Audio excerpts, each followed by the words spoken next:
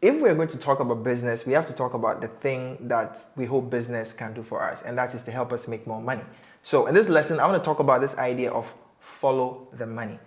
Now, as a creative person, you can tend to be involved with the craft of what you actually do, right? Your time and energy and effort is spent in trying to get good at the technical work, whether that's illustration, writing, modeling, design, video editing, photography, whatever it is. You spend time on the craft itself. And most creatives have the desire to make money.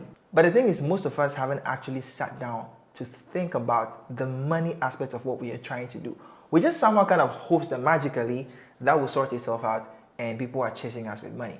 But I think that's the wrong way to approach it if you're actually trying to build a profitable creative practice, whether that's as an individual or as a business. So the very first thing I want you to do is think about the money. Here's what I mean. First, you have to be able to ascertain for yourself as a creative how much money you want to make. Most creatives never really talk about this, right? We just kind of say we want to make money, and we are angry when people don't pay us the amount of money that we think they should pay us, but we never really defined how much money it is that we want to make. So the very first question I have for you in this entire class is, how much money do you want to make as a creative?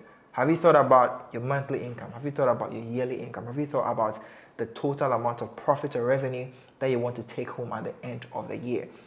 Everything else starts from here. Without a clear vision of where you're trying to go financially, you can't make the changes that you need to make to be able to get it financially. That vision of how much money you want to make is going to determine what customers you serve, what products you offer, how you price, how you set your company up, how you set yourself up, where you put yourself, how you position yourself. Everything starts from the money. Without a clear understanding of the money goals that you have as a creative or as a creative business, nothing else is going to work. So the first thing I want you to do is to sit down and ask yourself, how much money do I want to make? And I'm not talking about some crazy subjective sum, right? And I want to spend more time on that, because when you ask certain creatives how much money they want to make, we can all quote dream amounts. There's nothing wrong with that. But I want you to have a dream amount, and I want you to have a practical amount. In the next 5 years, I want my creative agency to make $1 million. But that's probably not going to happen next year or next 2 years. So in the next year or the next 2 years, I have to choose an amount that is more realistic, that is more attainable, right? And currently for me, that's about $200,000. So the thing that I want you to do is, if you do have that crazy goal of how much money you want to make in 5, 6, 7, 8, 9, 10 years, please write that down, have it somewhere. But I want you to set a more realistic yearly goal for yourself, which is like, okay, you're watching this video in 2023, hopefully. In 2024, how much money do I want to make at the end of that particular period as a creative? And have that written down somewhere. Because this is going to be crucial in every other thing we talk about in this course. Without having that vision and having that clarity in terms of how much it is that you want to make as a creative, you can't make anything happen. There is another thing that I want you to do when it comes to money.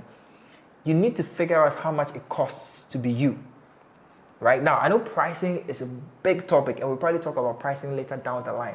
But when it comes to setting your money vision, you have to be able to do an audit of how much does it cost to be Jonas or Sebastian or Ziwu or whoever, right? How much does it cost to be all that? Because without having that figure in mind as well, you wouldn't know if your actual goal of how much you want to earn makes sense. So for example, if as a creative, it costs 15,000 cedis to be you, then your actual monthly revenue goal has to be about 20 or 25,000, right?